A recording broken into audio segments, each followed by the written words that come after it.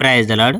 ప్రభు అయిన యేసుక్రీస్తు వారు ఈరోజు మనకు అందించినటువంటి వాగ్దానం అపోస్తల కార్యములు 19వ అధ్యాయం 20వ వచనం.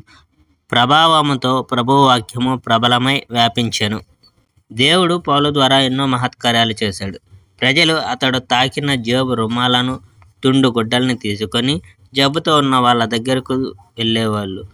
వాటితో వాళ్ళ జబ్బులు నయమయ్యేవి, పట్టిన దెయ్యాలు వదిలిపోయేవి. చుట్టూ ఉన్న ప్రాంతాల్లో తిరిగి దెయ్యాలను వదిలిస్తున్న కొందరు యూదులు యేసు ప్రభు పేరును ఉపయోగించి దెయ్యాలు పట్టిన వాళ్లకు నయం చేయడానికి ప్రయత్నించారు. వాళ్ళు పౌలు ప్రకటిస్తున్న యేసు పేరిట ఆజ్ఞాపిస్తున్నాము, బయటికి రా అని అనేవాళ్ళు. స్కెవా అనే యూదుల ప్రధాన యాజకుడు, అతని 7 కుమారులు ఇలా చేసేవాళ్ళు. ఒకసారి ఆ దెయ్యం, యేసు ఎవరో నాకు తెలుసు, పౌరు ఎవరో నాకు తెలుసు, కానీ మీరెవరు అని అడిగింది.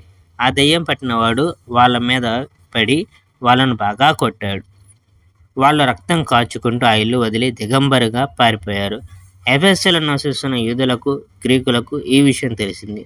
వాళ్ళందరూ భయపడి యేసు ప్రభు నామాన్ని చాలా గౌరవించడం మొదలుపెట్టారు. ఇది జరిగాక చాలామంది తాము చేసిన వాటిని బహిరంగంగా ఒప్పుకోవడం మొదలుపెట్టారు. మంత్ర విద్య నేర్చిన కొందరు తమ గ్రంథాలని తెచ్చి అందరి సమక్షంలో వాటిని కాల్చివేశారు. ఆ తదుపరి వాళ్ళు తాము కాల్చిన గ్రంథాల వెలగట్టి వాటి వెల సుమారు 50,000 ద్రాక్మాలని నిర్ణయించారు. ఈ విధంగా ప్రభు సందేశం బాగా వ్యాపించింది. దాని ప్రభావం అభివృద్ధి చెందుతూ వచ్చింది. Praise the Lord. May God bless our India.